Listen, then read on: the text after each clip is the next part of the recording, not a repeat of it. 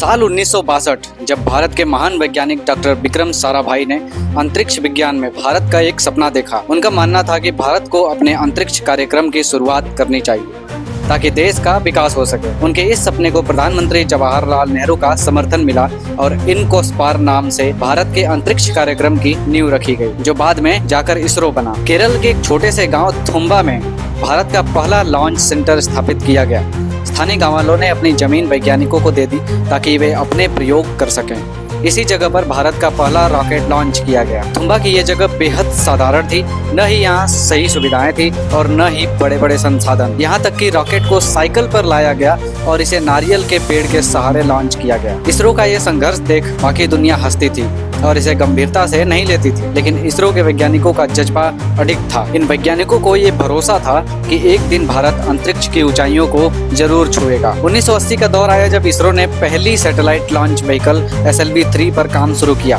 Doctor APJ Abdul कलाम, जो आगे चलकर भारत के राष्ट्रपति बने, उन्होंने SLV-3 के विकास में महत्वपूर्ण भूमिका निभाई। उन्होंने पूरी टीम के साथ अथक प्रयास किया, लेकिन 1979 में SLV-3 की पहली उड़ान असफल रही। कहते हैं जब पहली बार SLV-3 का लॉन्च फेल हुआ तो कलाम जी बेहद निराश हो गए, लेकिन इसके बाद भी उन्होंने हिम्मत नहीं हारी और 1980 में SLV-3 सफलतापूर्वक लॉन्च हुआ। यह इसरो के लिए एक बड़ा मील का पत्थर था और भारत का नाम अंतरिक्ष की दुनिया में दर्ज हो गया। इसके बाद इसरो ने PSLV polar satellite launch vehicle पर काम शुरू किया। PSLV को विकसित करने का उद्देश्य था एक भरोसेमंद और कम लागत वाला लॉन्च व्हीकल तैयार करना, जिससे भारत अपने सैटेलाइट को अंतरिक्ष में भेज सके। 2008 में PSLV ने चमत्कार कर दिखाया जब इसने 10 सैटेलाइट को एक साथ लॉन्च किया। यह पूरी दुनिया के लिए एक बड़ी उपलब्धि थी जिसने इसरो को अंतरिक्ष स्तर पर मान्यता दिलाई।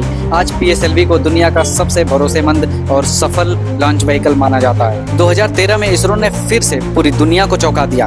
मंगलयान भारत का पहला मंगल अभियान, जिसे बहुत ही कम लागत में पूरा किया गया। इसे मार्स ऑर्बिटर मिशन के नाम से भी जाना जाता है। केवल 450 करोड़ की लागत में मंगलयान ने पहली ही कोशिश में मंगल ग्रह की कक्षा में प्रवेश कर लिया। यह इसरो के लिए एक ऐतिहासिक क्षण था, जिसने भारत को पहले ही प्रयास में मंगल तक पहुँचने वाला पहला देश बना दिया। इस मिशन ने भारत के अंतरिक्ष कार्यक्रम को एक नई ऊंचाई दी और अंतर्राष्ट्रीय स्तर पर इसरो को मजबूती से स्थापित किया। 2008 में चंद्रयान-1 ने चांद पर पानी की उपस्थिति का पता लगाया, जो वैज्ञानिक समुदाय के लिए एक बहुत बड़ा खोज था। इसके बाद इसरो ने 2019 में चंद्रयान-2 मिशन लॉन्च किया।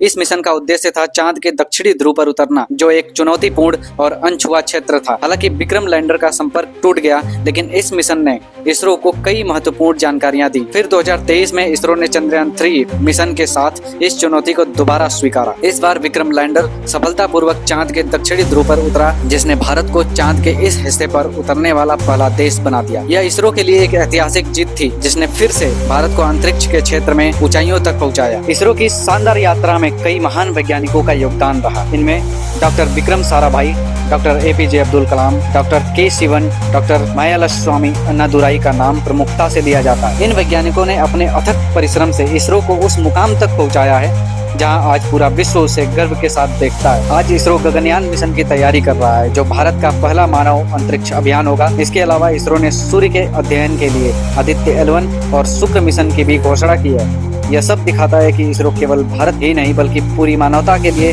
विज्ञान के नए आयाम खोल रहा है।